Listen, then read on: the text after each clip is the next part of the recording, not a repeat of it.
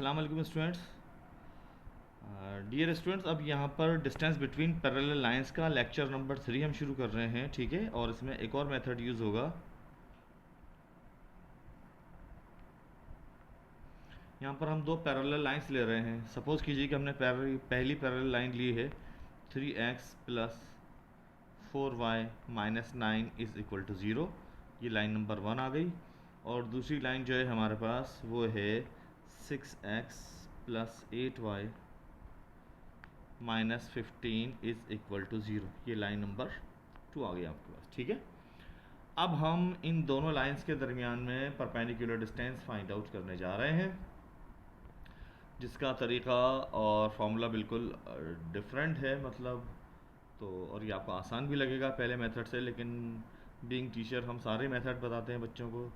आसान और मुश्किल की कोई प्रॉब्लम नहीं है, कहीं पर कोई भी मेथड हमें यूज़ करना पड़ सकता है इस वजह से। और कभी कभी किसी क्वेश्चन का आंसर कंफर्म करने के लिए भी हमें ऐसा करना पड़ता है। एनीवे, तो आप यहाँ पर देखेंगे L1 और L2 जो है, L2 जो है L1 का मल्टीपल इस वक्त है, लेकिन सेम वैल्यूज़ नहीं है।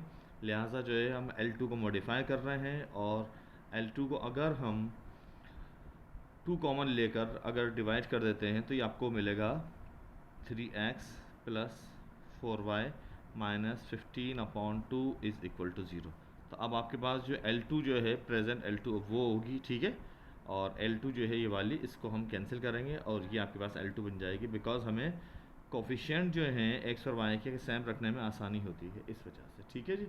और पैरेलल लाइंस में हमेशा कोफिशिएंट जो है सेम ही होते हैं। अगर ये सेम नहीं हो, मल्टीपल ना हो, तो लाइंस फिर पैरेलल नहीं होती, वो इंटरसेक्टिंग होती हैं।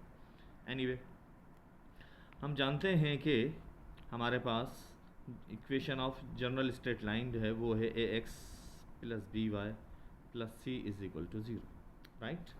अब हम यहाँ पर जो है वैल्यूज़ निकाल रहे हैं।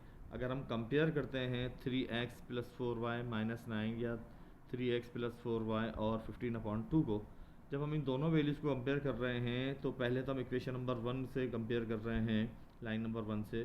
तो आपके पास a जो है वो आ जाता है 3 और b की वैल्यू आ जाती है 4 और C1, बिकॉज यहाँ पर कांस्टेंट दो हैं, तो लिहाजा C1 जो है आपके पास वो आ रहा है -9।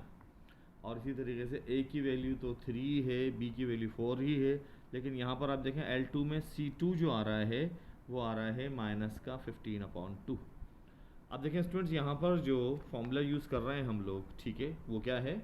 वो फॉर्मूला कुछ यूँ है, D = और आपके पास ये आ जाएगा मॉड, और मॉड में आपने रखना है C1 - C2 या C2 - C1, कोई मैटर नहीं है, आप किसी को किसी में से भी माइनस कर दें, and divided by radical a² + b²। Students, अब यहाँ पर देखें आपके पास ये मॉड आ गया है। C1 - C2 यानी कि -9 में से आपने माइनस करना है -15/2, तो ये हो जाएगा +15/2, right. And divided by radical a² + b², जबकि a की वैल्यू है वो यहाँ पर 3 है, तो ये हो गया 3², b की वैल्यू 4 है, तो ये हो गया 4²।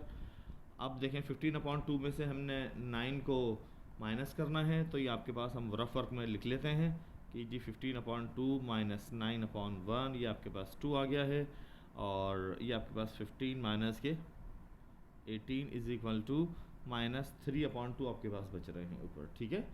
तो ये आपके पास आ चुका है -3/2 मॉड, और नीचे आप देखें तो ये आपके पास बच रहा है 9 + 16, राइट। अच्छा जी, अब ये आपके पास मॉड है, मॉड में नेगेटिव वैल्यू है, इसका पॉजिटिव रखेंगे, ये 3/2 हो गया, एंड डिवाइडेड बाय ये आपके पास रेडिकल 25 है, तो रेडिकल 25 जो है बाहर आकर बन गया है 5, ये आपके पास आ गया है 5।